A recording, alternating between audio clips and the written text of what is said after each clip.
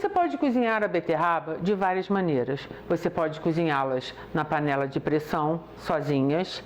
Você pode colocá-las junto com o feijão, também na panela de pressão, quando você for cozinhar o feijão. Ou então você pode fazer como eu fiz. Eu higienizei bem.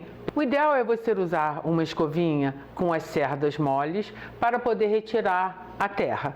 Depois disso, o ideal é você, com uma folha de papel absorvente, retirar o excesso de umidade e enrolar as beterrabas uma a uma em papel alumínio. Então, você deve colocá-las num tabuleiro e levá-las ao forno para assar.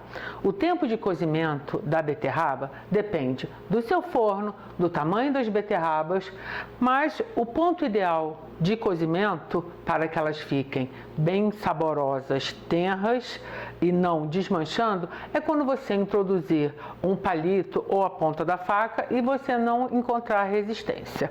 Depois disso, você deve esperar que elas esfriem e levá-las à geladeira para depois ficar mais fácil de você descascar e fatiar.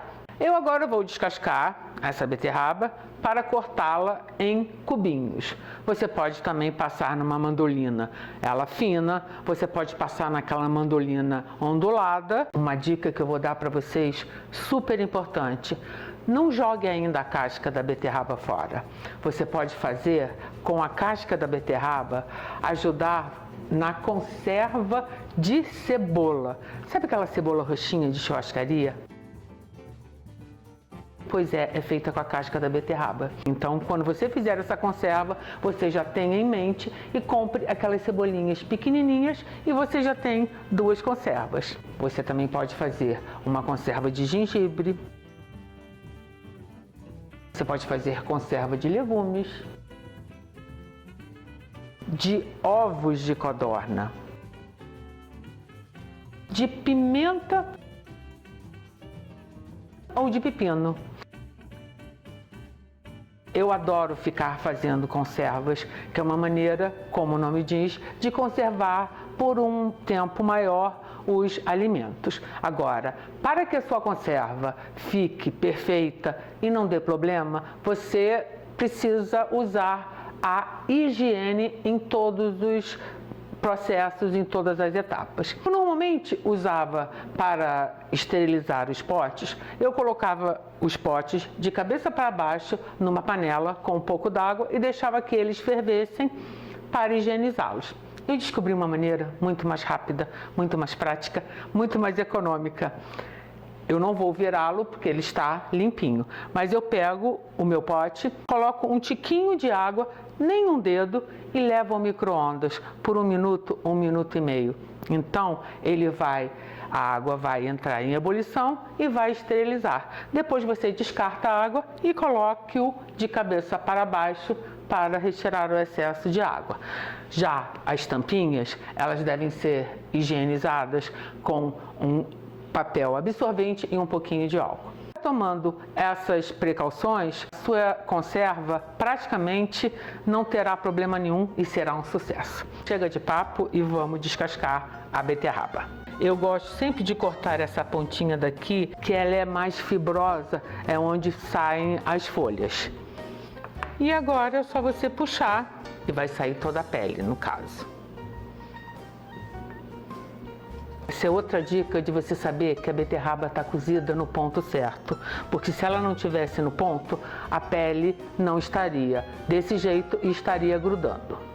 Agora que eu já descasquei a beterraba, como eu disse, eu vou guardar a casca para fazer uma conserva de cebola. Essas beterrabas, aqui eu tenho 4 beterrabas médias, que deram aproximadamente meio quilo, e eu coloquei no tabuleiro e levei ao forno baixo, bem baixinho, por meia hora. Depois de meia hora eu virei para que elas cozinhassem também do lado de baixo e deixei mais meia hora. Quando eu coloquei um palitinho, ele entrou sem resistência, mas elas estão ainda firmes. Vocês podem ver por essa zinha aqui daqui, ela está firme, não está molenga, porque no processo de conserva a tendência é que os alimentos fiquem um pouquinho mais macios. Então, se você cozinhar a beterraba demasiadamente, ela depois vai acabar virando um pirê de beterraba.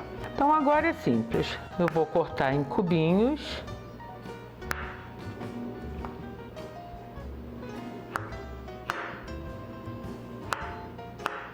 Eu acho que esse tamanho aqui é perfeito.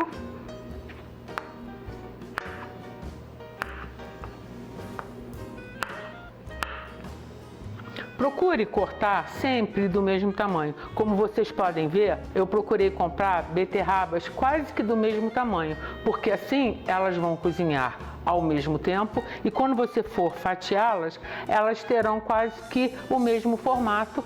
Isso não vai ter, no caso da conserva em si, não tem tanta importância, é mais pelo lado visual. Mas, se falando do cozimento, isso é uma dica importante.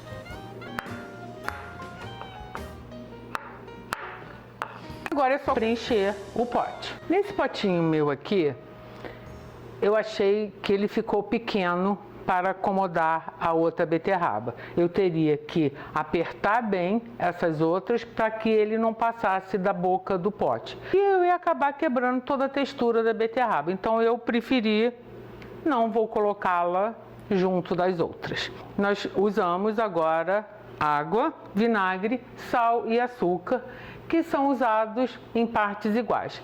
Só que hoje eu vou fazer uma pequena mudança. Eu aqui tenho um vinagre próprio para fazer comida japonesa, sushi, que já tem açúcar, já tem sal, ainda tem um leve toque de gengibre. Mas, caso você não ache ou não queira usar o vinagre temperado, para esse pote aqui você deve usar 1,5 colherzinha de café de açúcar e de sal para ajudar na conservação da sua geleia. Então, vou começar com vinagre, vou colocar aproximadamente metade do pote de vinagre.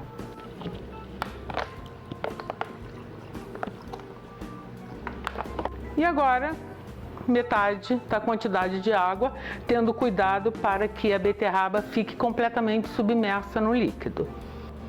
E